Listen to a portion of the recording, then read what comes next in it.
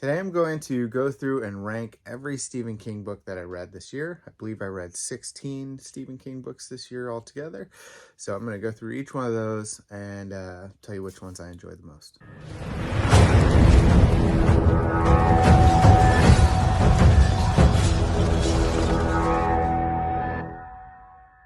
All right, so number 16 on my list, my least favorite book that I read from Stephen King this year is Colorado Kid. It's a hard case crime novel that he wrote. I believe he has 3 of them total. I believe the other 2 are supposed to be better, and this is the least enjoyable of the 3. I don't know. This one was just kind of forgettable, a little mystery told through the eyes of some old guys, and it was just okay. It was just kind of a forgettable story. I didn't love it. So next up, number 15 on the list, Cycle of the Werewolf, read this year. It's fun, and it's this one has this has the color graphics to it. So it has I don't know if they all have this, but they have, graphic art mixed in, so which makes it fun. It is kind of like reading, in a way, a graphic novel, but without the speech bubbles. So it was good. It was enjoyable. It was fun. Great little story.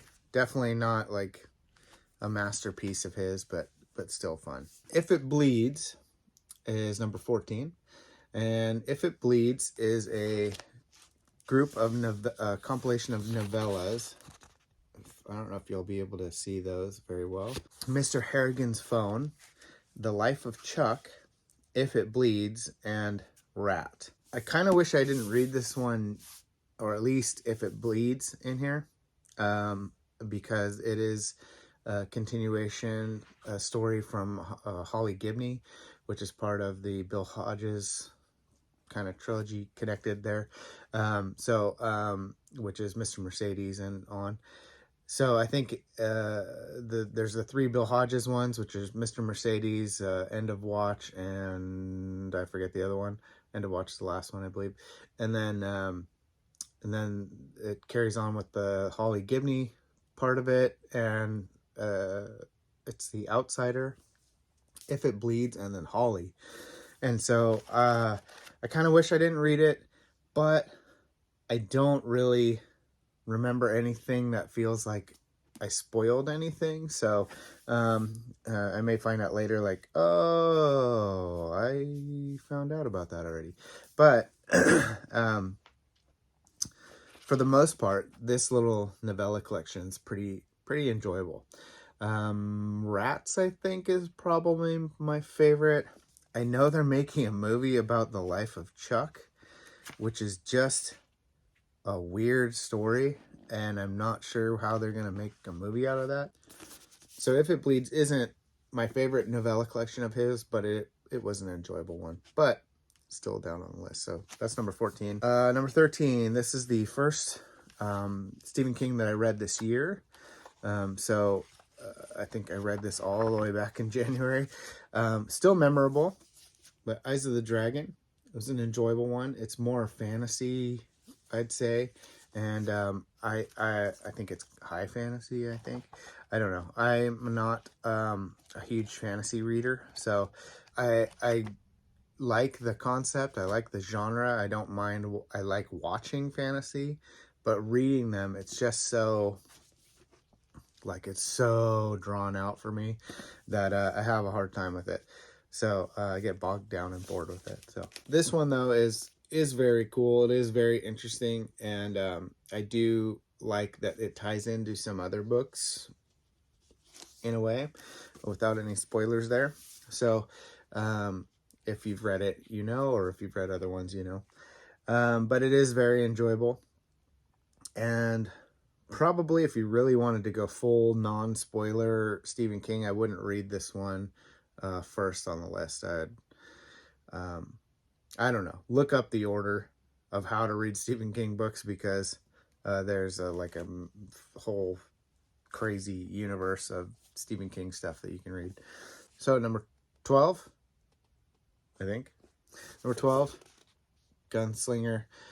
Dark Tower series. The reason this is here, I may go back and reread this and find it more enjoyable now, but it was when I first read it, I kind of was like, I don't know what the big deal is with the Dark Tower series. This one kind of sucked, not sucked, but it was just, this one kind of like, I don't know, it wasn't anything special really.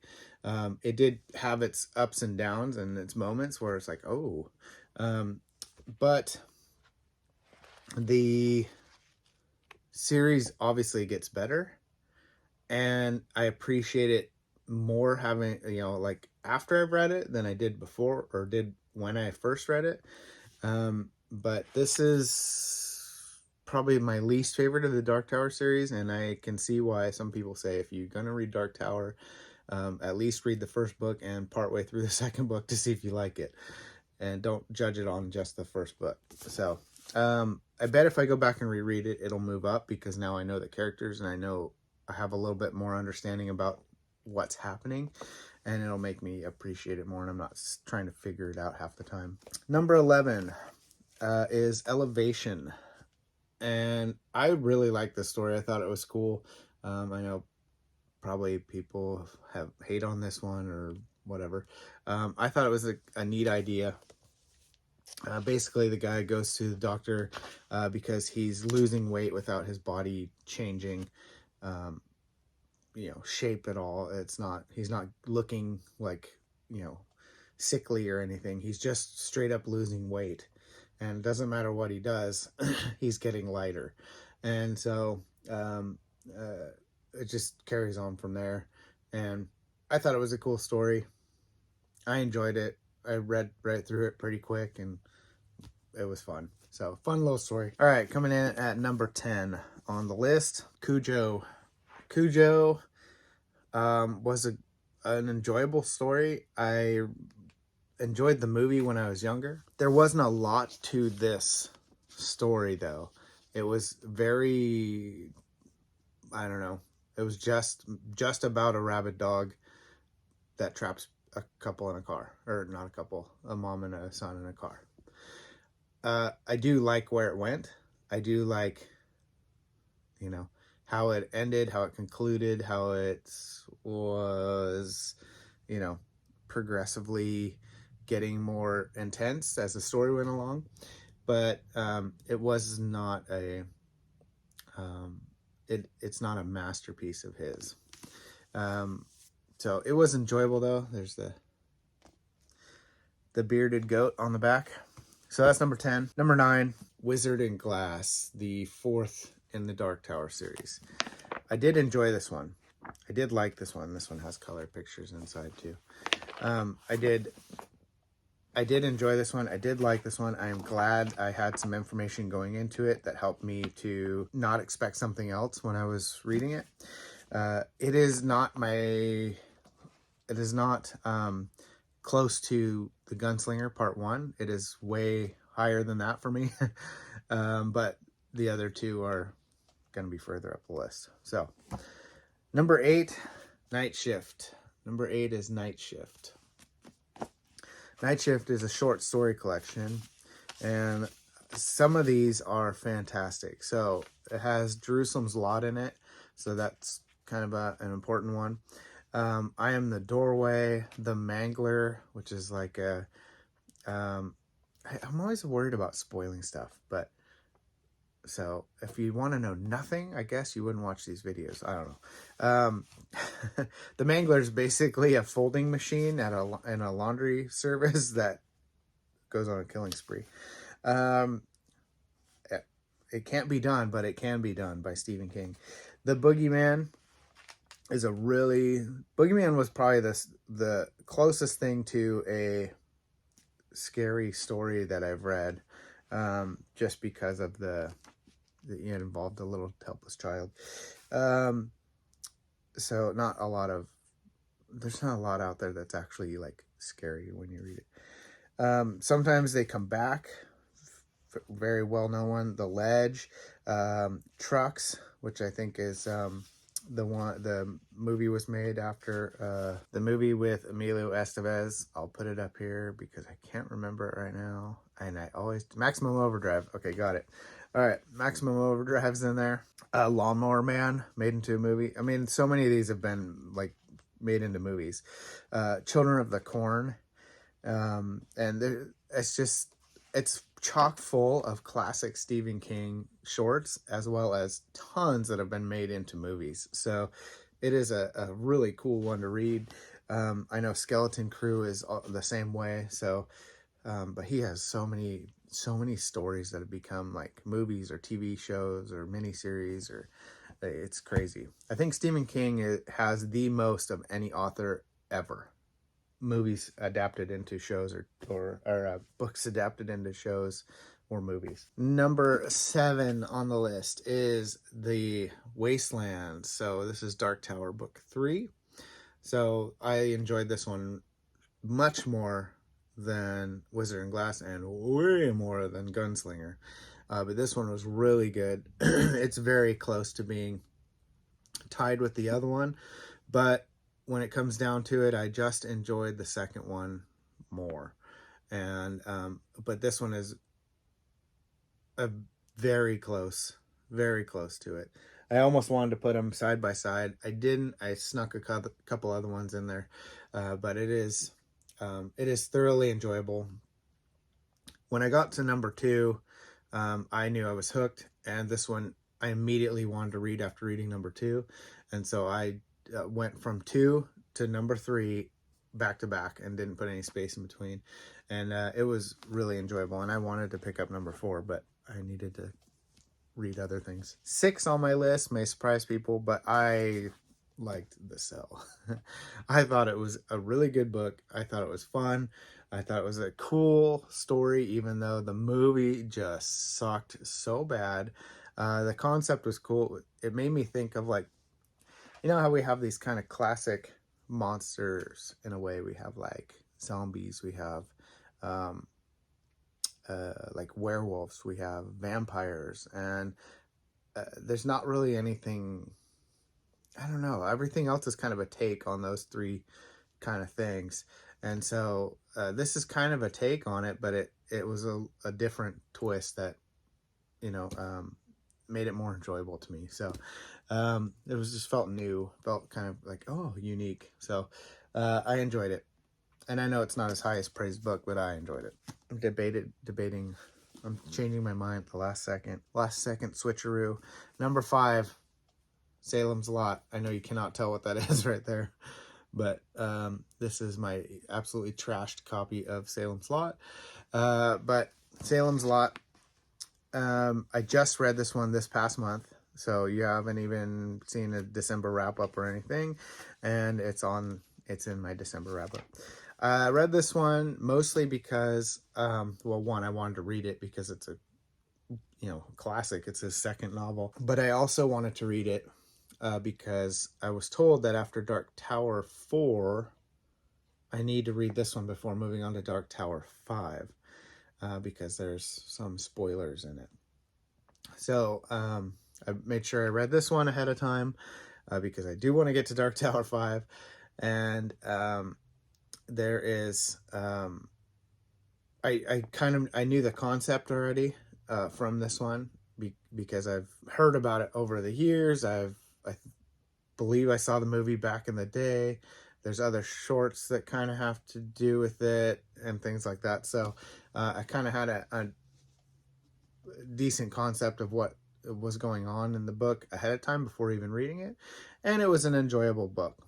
It's not my favorite of his. I liked it. And I'm glad I read it. It hasn't sat with me very long yet, but I know it's going to be in this general area. That's why I actually moved it down 1, because I'm pretty sure I enjoy these ones more already. So, but Salem's Lot, good one. Amazing that he could write like this, and this is his second stinking novel. Like, number 4, I'm switching it again. I'm moving that one up the list. All right, number 4. I did another switcheroo. I moved one more up. I keep moving this one up a little bit because I really enjoy it. Well, the next one. Number 4, Drawing of the Three. This is the Dark Tower number 2. This one is by far my favorite of the Dark Tower series so far. It hooked me so good when I read it, because it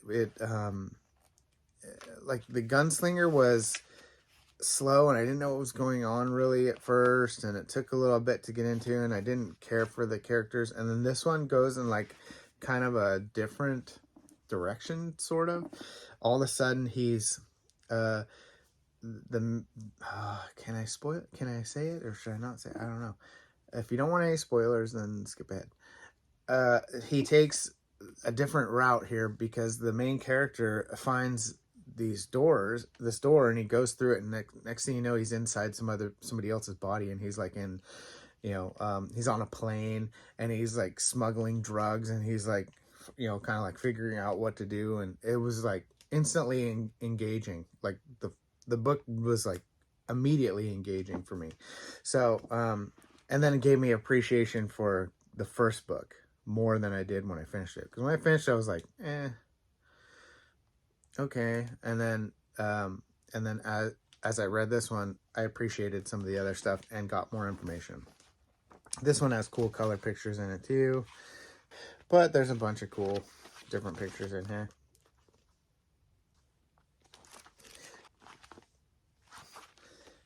I have the whole Gunslinger graphic novel, or I have the whole Dark Tower series in a graphic novel form that I want to read through when I'm done with everything. Whoever did the illustrations is amazing. Number 4 for the year. Top three that I read this year. Might surprise you, this isn't the top 3, but Different Seasons. I absolutely love this book. It's a novella, 4 novellas, but here's the novellas.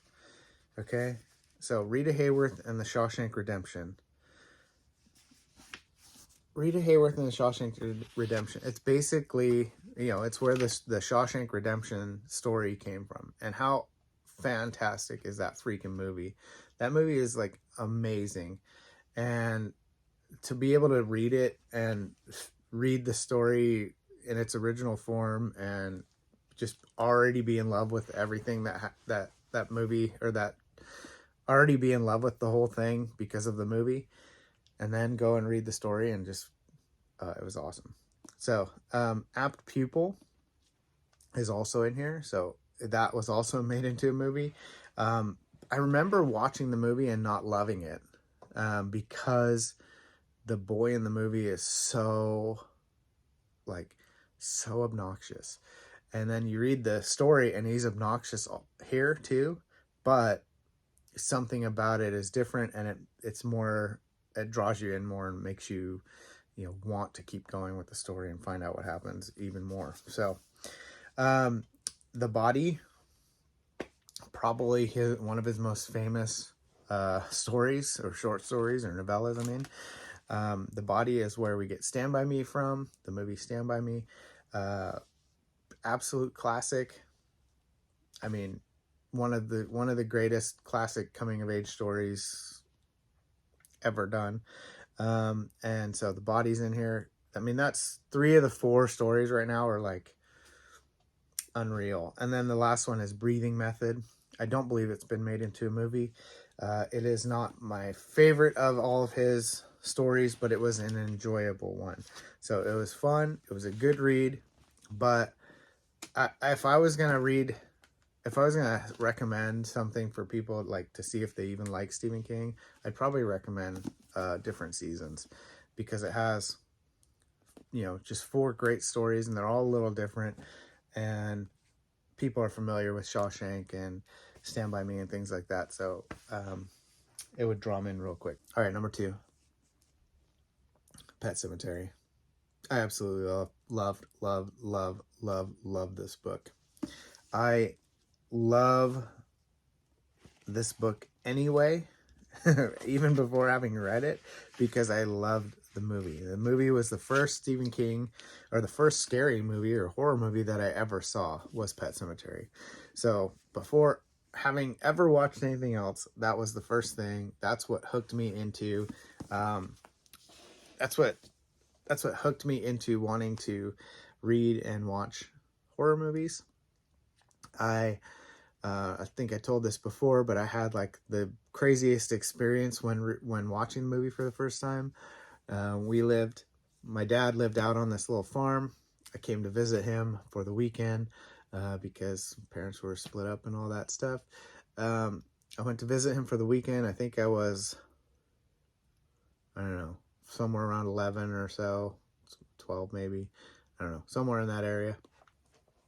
He lived in this like this old guy's ranch farmhouse area, and he rented out the cellar from this guy, and it was out in the cuts. It was dark, you know, outside. There was no street lights or nothing, and you had to actually open the cellar doors, like, you know, and go down in the cellar. And there was a room that he had, and then I got to stay in the little kind of secondary main room, whatever, old tube TV in the corner, you know, with a VCR attached to it. And so we went. He's like, what do you want to watch? What do you want to get? You know, it's, you know, trying to be friendly and happy and whatever, and in the midst of a difficult time. So I don't know how I picked Pet Sematary, but I did. And so pop it in the corner, and he goes off and he goes to bed, and I'm watching it by myself in this dark cellar, you know, not eerie place anyway. And I was just terrified. I was absolutely terrified, but I, you know, loved every minute of it. So it has been a favorite of mine even before reading the book. The book was fantastic. This one I listened to on audiobook on a trip from Idaho back to California. And it was read by Michael C. Hall, which is the guy who plays Dexter and other things, but I know mostly from Dexter, which is another fantastic show. And he did an awesome job reading it. So it was really good. And it's a favorite of mine. So it's a favorite Stephen King of all time. All right, number one. Should be no surprise. You're going to say, how could this be your number one? I can't believe it. I don't know how. Just kidding. So good. So good. I want to reread it already again. So good. This is one of the best stories I've ever read, I think.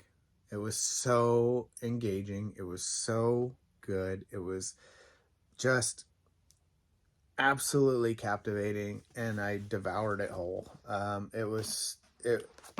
can't wait to read it again. I want to watch all the movies again. I want to read it again. I want to, you know, it's just so good. It's so memorable. And everything about it hits the enjoyable factor. So Stephen King probably playing with his band right there on the back. I love Stephen King's It. It is absolutely fantastic. This is definitely my favorite that I've read of Stephen King so far. So of all his books that I've read, this is my numero uno. But I have not read The Stand yet, so that may top it this year. I am going to read The Stand this year, so that's on my TBR already. And I think that's it. So thank you guys. Appreciate you. Hope you enjoyed it. And that's my top 16 Stephen King books of the year. Catch you on the next one.